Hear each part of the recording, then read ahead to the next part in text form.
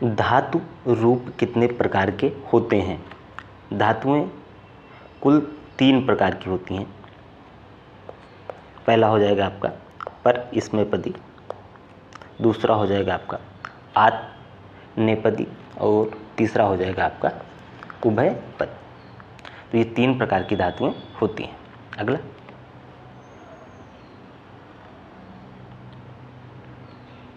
अगला है आपका अहम पश्याम का अर्थ क्या हो? इसका अर्थ बताना है। अहम पश्याम मतलब मैं देखता हूँ। अगला, लट लकार का प्रयोग किस काल के लिए किया जाता है? लट लकार का प्रयोग वर्तमान काल के लिए किया जाता है। अगला, गम धातु के प्रथम पुरुष बहुवचन का रूप लड लकार में क्या होगा? आपको लड लकार बताना है। तो क्या हो जाएगा? गम मतलब जाना, इसका लड लकार प्रथम पुरुष, बहुवचन क्या होगा? आगच्छन। लड लकार मतलब भूतकाल के में बताना है आपको। अगला, गम धातु का रूप लट लकार मध्यम पुरुष तीनों वचनों में लिखना है। पहला आपका हो जाएगा गम जाना, ठीक। लट लकार मतलब वर्तमान काल में आपको तीनों वचन बताने हैं। ये देख लेते हैं तीनों वचन कौन कौन से। ये हो जाएगा आपका एक वचन में गच्छस, दूसरे में गच्छथा, फिर गच्छत। ये आपका मध्यम पुरुष का हो जाएगा तीनों वचन, एक वचन, दो वचन और बहुवचन। अगला, चाहिए के अर्थ में कौन सा लकार प्रयुक्त होता है? लकार बताना है, चाहिए के अर्थ में प्रयुक्त होता है। तो चाहिए के अर्थ में हम प्रयुक्त करते हैं विधिलिंग लकार का। अगला, भविष्य काल के लिए कौन सा लकार प्रयुक्त होता है? भविष्य काल के लिए हम लिट जो होता है, लिट ये आपका लकार होता है, लिट लकार का हम प्रयोग करते हैं।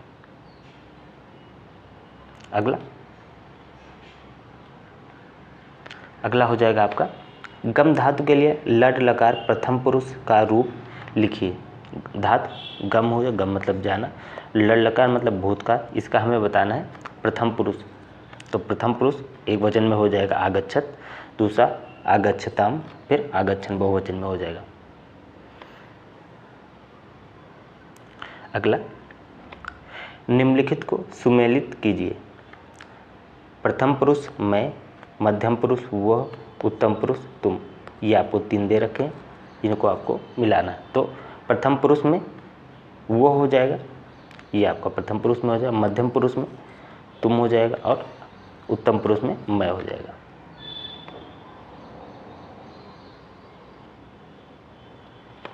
संस्कृत में पुरुष कितने होते हैं? नाम लिखिए। संस्कृत में पुरुष कितने होते हैं? ये आपके 3 पुरुष होते हैं।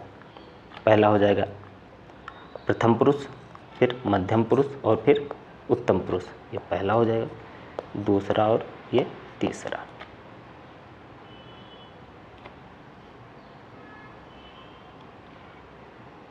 अगला, संस्कृत में लकार कितने होते हैं? नाम लिखिए। माध्यमिक स्तर पर, हम माध्यमिक स्तर की बात करते हैं, तो माध्यमिक स्तर पर 5 प्रकार के लकार हम प्रयोग में लाते हैं। तो ये 5 प्रकार आपके पास ये हो जाएंगे। पहला होगा लट लकार वर्तमान काल, फिर लट लकार भूतकाल, फिर लिट लकार भविष्यकाल के लिए, फिर लोट लकार ये आज्ञा, ठीक, और विधिलिंग लकार ये चाहिए के अर्थ में हम इसको प्रयोग करते हैं। तो ये हम माध्यमिक स्तर की बात कर रहे हैं, तो ये 5 प्रकार के प्रयोग में लाए जाते हैं। आइए आगे देखते हैं। धातु रूप का अर्थ स्पष्ट कीजिए। धातु से आप क्या समझते हैं? उदाहरण सहित स्पष्ट कीजिए। काफ़ी महत्वपूर्ण प्रश्न है। आइए विस्तृत में देख लेते हैं, डिटेल्ड वे में। संस्कृत व्याकरण में क्रिया के मूल रूप को धातु कहा जाता है। क्रिया के मूल रूप को हम धातु कहते हैं। धातु ही संस्कृत शब्दों के निर्माण के लिए मूल तत्व है। धातुओं के साथ उपसर्ग, प्रत्यय एवं सामासिक क्रियाएं मिलकर शब्द बनाते हैं। धातुओं की संख्या लगभग ये 2012 है। अगला पॉइंट देख लेते हैं। धातु शब्द स्वयं धा में 3 प्रत्यय लगाने से बना है। संस्कृत का लगभग प्रत्येक शब्द धातुओं से जोड़ा जा सकता है। जैसे कुछ प्रमुख धातु जैसे कृत हो गया, स्था हो गया, भू हो गया, गम, जल, ये क्या है, धातुएं हो जाएंगी। ये धातुओं के प्रकार कितने होते हैं? धातुओं को 3 प्रकार, पर स्नेपदी धातु, आत्मनेपदी धातु और उभयपदी धातु, ये 3 प्रकार की धातुएं होती हैं। अगला प्रश्न देख लेते हैं। अगला प्रश्न है धातु रूप के प्रकार बताइए। तो धातु रूप 3 प्रकार के होते हैं, 3 रूपों में इन्हें विभाजित किया जा सकता है। पहला हो जाएगा पर स्नेपदी, जिसमें आप उदाहरण जैसे भू, गम, पट, स्था, वद आदि आ जाएगा। आत्मनेपदी में लव, वद, भास, य, रम, सिच या सेव आ जाएगा। और जब हम बात करते हैं उभयपदी में तो पच, यज्ञ, भज, याच, खाद, बुध, वच, वप हो जाएगा। ये आ जाएंगे आपके उभयपदी में। उभयपदी में मिक्स होता है दोनों का मिला के, जो गुण होते उभयपदी में आ जाते हैं। अब इनको डिटेल वे में देख लेते हैं, एक एक करके हम पहले देखते हैं। पर स्नेपदी वाक्य में जिस धातु का फल कर्ता को ना मिले किसी दूसरे को मिले उसे परस्मैपदी कहते हैं। जैसे मोहन पठति, इस वाक्य में पढ़ने का फल स्वयं को ना मिलकर मोहन को मिलता है जिससे वो पढ़ रहा है। आत्मनेपदी वाक्य में जिस धातु का फल कर्ता को मिले उसे आत्मनेपदी कहते हैं। जैसे अहम भुजते, मैं खाता हूँ, तो यहाँ पे कर्ता को फोकस होता है। अगला, इस वाक्य में खाने का फल अहम कर्ता को मिल रहा है। अब हम बात करते हैं उभयपदी के बारे में।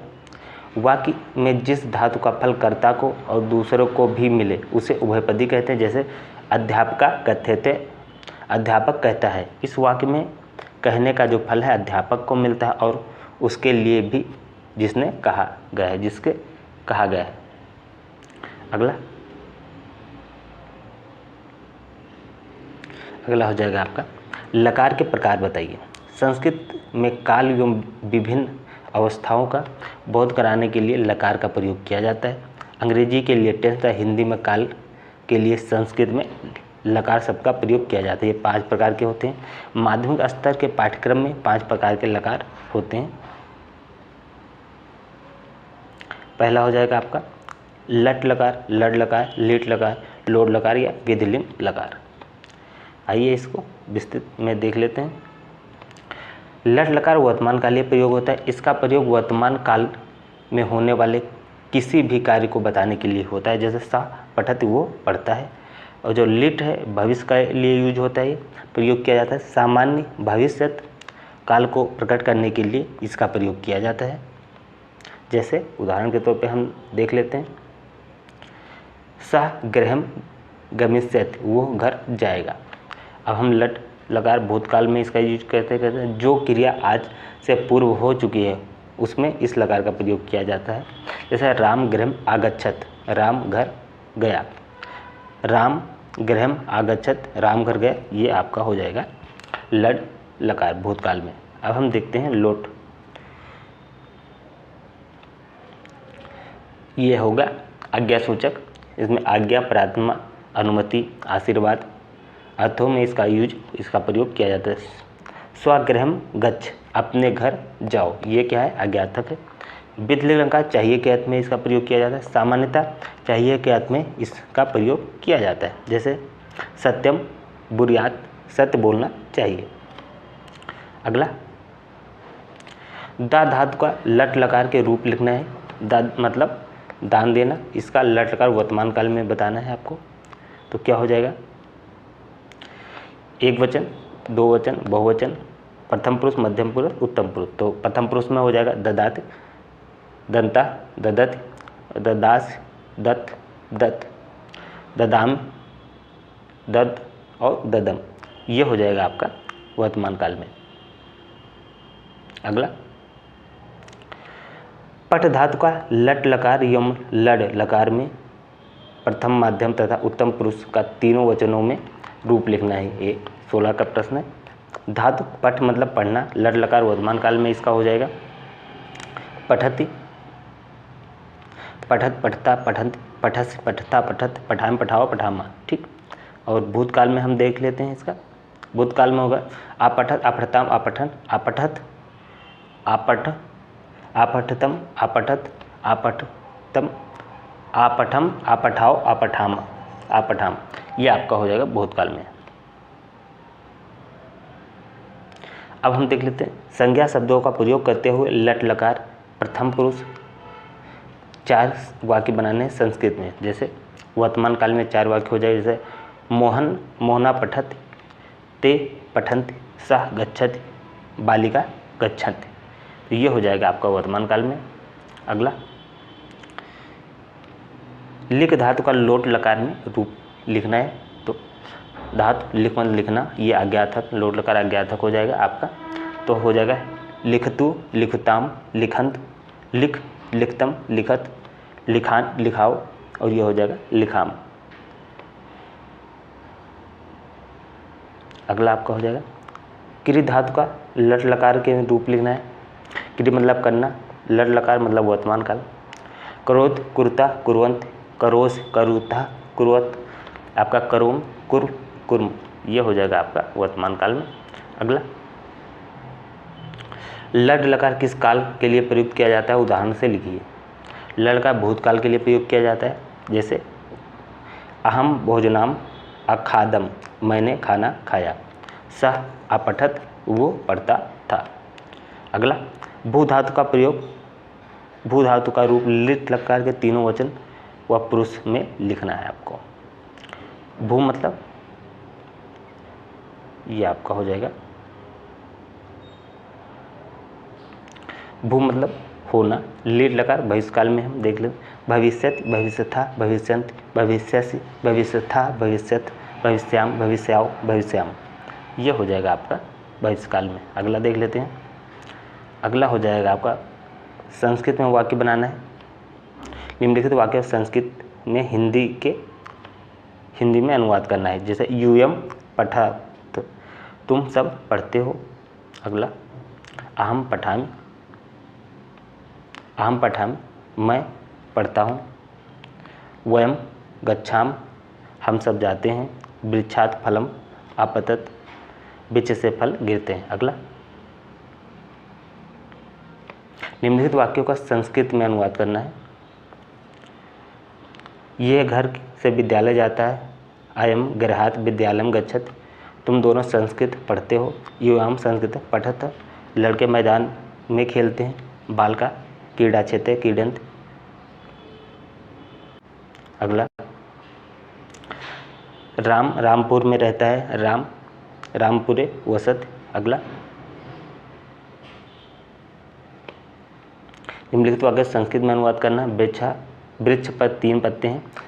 वृक्षे त्रीणि पत्राणि सन्ति वह विद्यालय से आता है। सा विद्यालयात् आगच्छति राम के पास 2 फूल हैं। रामम निक्सा द्वय पुष्पे अस्ता। अगला राम ने रावण को मारा।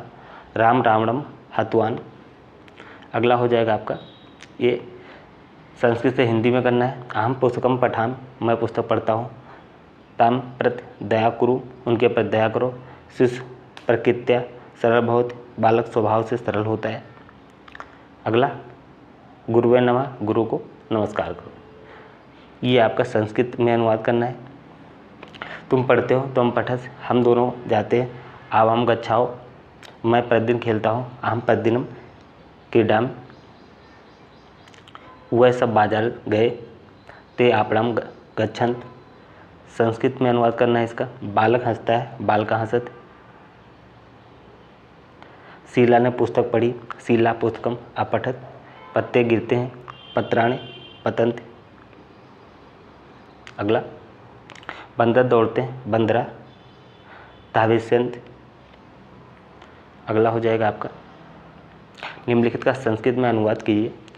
गणेश को लड्डू अच्छे लगते हैं। गणेशाय मोदकम रुच्यते। गुरु को नमस्कार गुरुवे नमः। अगला हो जाएगा राम पढ़ने के लिए काशी जाता है। राम पढ़ना है काशी पुरीम गच्छति। श्याम पिता के साथ गया। श्यामात पितृण स आगच्छत। अगला हो जाएगा आपका, निम्नलिखित वाक्य को संस्कृत में अनुवाद कीजिए। मैं प्रतिदिन विद्यालय जाता हूँ। अहम प्रतिदिन विद्यालयम गच्छामि। तुम कहाँ रहते हो? त्वं कुत्र वसति? श्याम के पैर से लंगड़ा है। श्याम 5 दिन खंजा।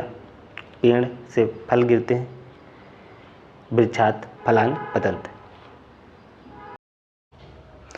आप लोग कमेंट करके बताइएगा ये क्लास आप लोगों को कैसी लगी। इसे लाइक करें, शेयर करें और चैनल को सब्सक्राइब करके बेल आइकन दबा दें। पीडीएफ के लिए आप लोग टेलीग्राम ग्रुप ज्वाइन कर लें, जिसका लिंक आपको कमेंट बॉक्स में मिल जाएगा। तो इस क्लास में इतना ही। जय हिंद, जय भारत।